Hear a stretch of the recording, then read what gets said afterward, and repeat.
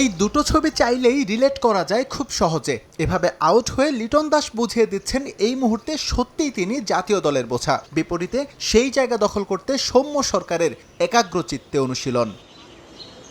জহুর আহমেদ চৌধুরী স্টেডিয়ামে সৌম্যের লড়াইটা আসলে নিজের সঙ্গে নিজের। মার্চে শ্রীলঙ্কার বিপক্ষে সিরিজের চোটে পড়েন তিনি। ইনজুরি বিদায় নিলেও ম্যাচ ফিটনেস ফিরে পাননি এখনও। চলছে তার সেই প্রক্রিয়া। মোটামুটি ভালো সময় ধরে লিটন দাসে আস্থা নেই টিম ম্যানেজমেন্টের। যাচ্ছে তাই ব্যাটিংয়ে সে জায়গা নিজেই নষ্ট করেছেন লিটন। তাই বাধ্য হয়ে শূন্যস্থান পূরণে ব্যতিব্যস্ত কোচিং প্যানেল। পুরোপুরি ফিট না হওয়ার পরও সৌম্যকে বয়ে বেড়াচ্ছে দল। গুঞ্জন আছে বিশ্বকাপ স্কোয়াডে রাখারও। সাগরিকায় বৈশাখের তপ্ত রোদে একটু বাড়তি কষ্ট করতে হচ্ছে সৌম্য সরকারের। প্রথম টি-20 জিতে বিশ্রামে সবাই, কিন্তু ফিটনেস ট্রেনার নাথান কেইলিকে সঙ্গে নিয়ে নিজেকে প্রস্তুত করছেন তিনি। স্ট্রেচিংয়ের পাশাপাশি নেটে ব্যাট আর বল দুটোরই অনুশীলন করেছেন বাঁহাতি টপ অর্ডার। জিম্বাবুয়ের বিপক্ষে সিরিজের শেষ 2 ম্যাচে যে তিনি ফিরছেন এটা প্রায় নিশ্চিত। বিকাশে কম খরচে ক্যাশ আউটের লিমিট বেড়ে 50,000। প্রিয় এজেন্টও 2টা।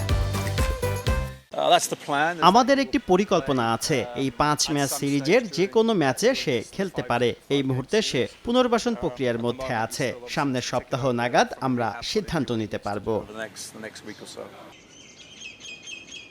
বিশ্বকাপের জন্য আইসিসির কাছে এরই মধ্যে দল পাঠিয়েছে বিসিবি। তবে 25 মে পর্যন্ত সুযোগ আছে ইচ্ছে মতো পরিবর্তনের। সেই সুযোগটাই নিচ্ছে বোর্ড। জিম্বাবুয়ের বিপক্ষে চলমান টি-20 সিরিজের পরের 2 ম্যাচেও সুযোগ পেতে পারেন লিটন। ওদিকে ম্যাচ ফিটনেস ফিরে পেলে শেষের 2 ম্যাচ খেলবেন সৌম্য। তাদের পারফরমেন্স পর্যবেক্ষণ করেই 2-2-4 মেলাবেন হাথুরুলি জুটি। এস এম ইকবাল, সময় সংবাদ।